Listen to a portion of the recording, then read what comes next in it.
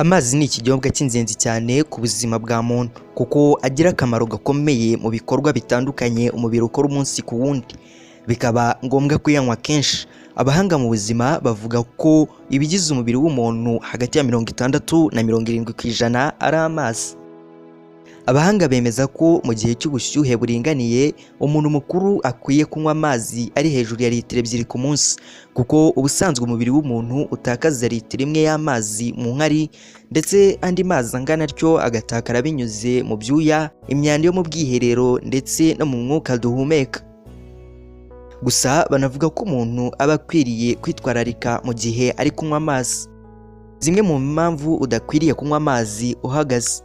Urubuga Health Exchange ruvuga ko kunywa amazi uhagaze bibangamira igogora, ibi bigatera kuribwa mu gifu ndetse na gaze nyinshi ibitera ikirungurira. Kunywa amazi uhagaze bibangamira imisemburo yifashishwa mu gusya ibiryo mu gifu, ibi bikaba byagutera kugugarara cyangwa gutumba. Iyo uhagaze ukanywa amazi bihatira umutima gutera cyane. Abahanga bagira abantu inama yo kwicara mu gihe bagiye kunywa amazi. Ubushakashatsi bwakozwe n'urubuga rwa Health Exchange bwagaragaje ko kugira ngo amazi unywa kugirira akamaro ari uko umenya igihe cyo kuyanywa. Umuntu aba akwiriye kunywa amazi akimara kubyuka mbere yo kugira icyo afata, nko gufata ifunguro rya mu gitondo n'ibindi. Kunywa amazi mbere cyangwa nyuma y'iminota 30 yo kurya bifasha umubiri gukora igogora neza, ndetse bikanawufasha gukura intungamubiri mu byo wariye. Ni mu gihe kunywa amazi mbere yo kujya mu bwogero bigabanya umuvuduko w'amaraso, ndetse no kunywa amazi isaha imwe mbere yo kuryama kuko bifasha mu gikorwa cyo kuvugurura uturemangingo mu gihe uryamye. Kunywa amazi mu gitondo ukibyuka kandi ni ingenzi cyane ku mubiri kuko bifitiye akamaro ingingo z'ingenzi zigize umubiri wacu. Icya mbere, byongera kukurinda umwuma. Nyuma yo kumara amasaha menshi usinziriye, umubiri ni kugenda ugira umwuma. Kunywa amazi ukibyuka bifasha kongera igipimo cy'umwuka mwiza wa oxygen, ndetse bigafasha no mu ikorwa ry'insoro z'amaraso. Icya kabiri, aya mazi ya mu gitondo afasha gusohora imyanda mu mubiri.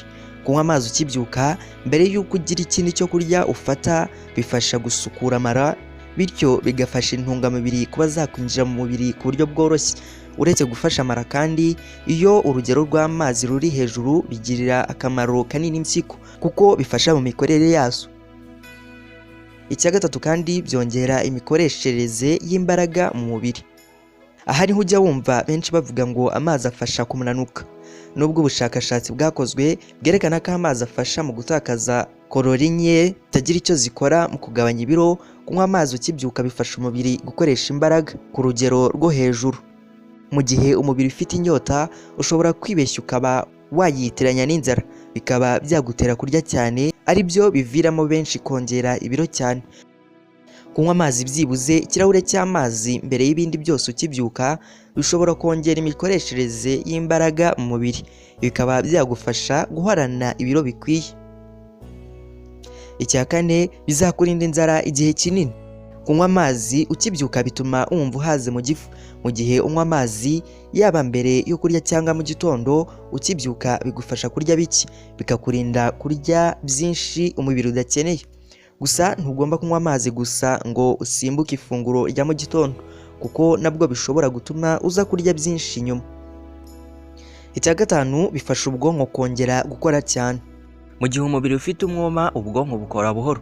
Ibi bishobora gutera kumva unaniwe, wacitse intege, ndetse no kumva uribwa umutwe. Bishobora ndetse no kugutwara akanyamuneza kawe, ukumva ufite umunabi. Icya gatandatu, birinda kurwara umutwe. Niba ujya urwara umutwe kenshi, uyu ni umwe mu miti ukaba n'urukingo. Kunywa amazi bimeze nko guhoza ubwonko, bityo mu gukora kwabwo ntibuze kunanirwa cyane. Ibi bikakurinda kuba waba utonekara umutwe, cyane cyane mu gihe cy'ubushyuhe. Kugira ngo ubone umusaruro uhagije, ni byiza kunywa amazi byibuze agera kuri litiro 1. Ibyo ni nk'ibirahure 4 ukibyuka. Amazi ushobora kunywa ayo ushaka, yaba ay'akazuyazi cyangwa akonje. Gusa ameza ni ayari ku bushyuhe busanzwe, atagiye muri firigo, ntabe yanagiye ku muriro. Niba wumva amazi akubihira ushobora kongeramo indimu, nabyo byakugirira akamaro. Umubiri wawe ukenera amazi ngo ubeho. Uturemangingo cyangwa se ibizwi nka cells, ingirangingo cyangwa tissues ndetse n'ingingo organs zose z'umubiri zikeneye amazi ngo zibashe gukora neza. Ngaho fasha umubiri wawe unywa amazi ahagije ukibyuka.